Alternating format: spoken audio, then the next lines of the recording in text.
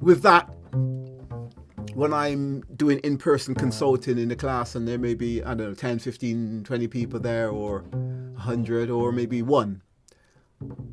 Let's assume this is the internet.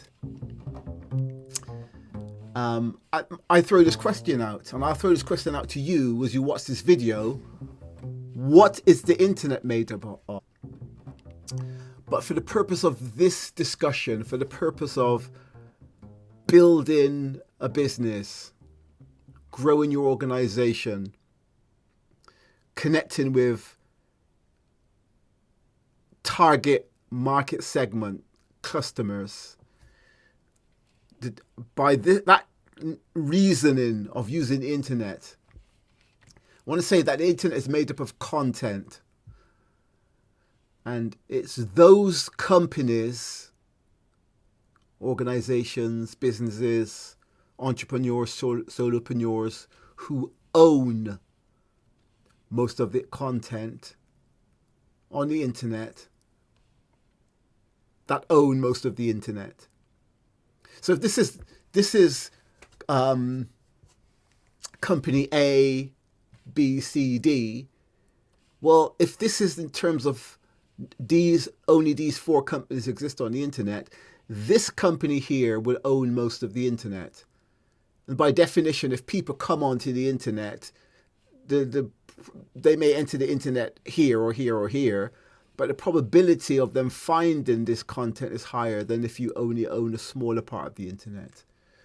So I wanted to keep this picture in mind about how much of the internet do you own? How much of the internet does your company actually own?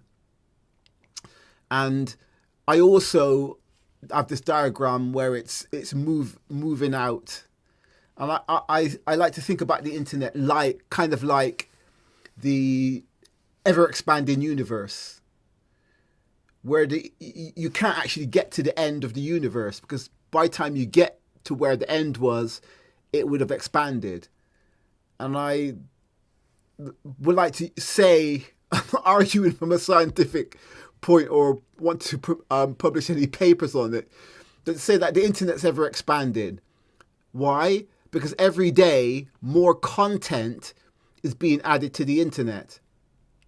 So let's say today your organization owns, just for argument's sake, 1% of the internet. It'd be very difficult to do so. Let's suppose you did. Well, next month, the sum total of the internet's expansion would have increased. So now that 1% would actually be less of the whole.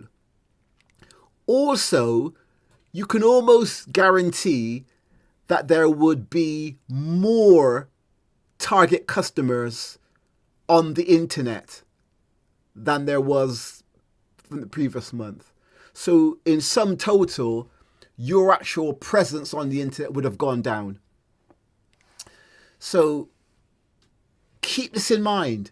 And when I say content, I'm not just talking about your company website.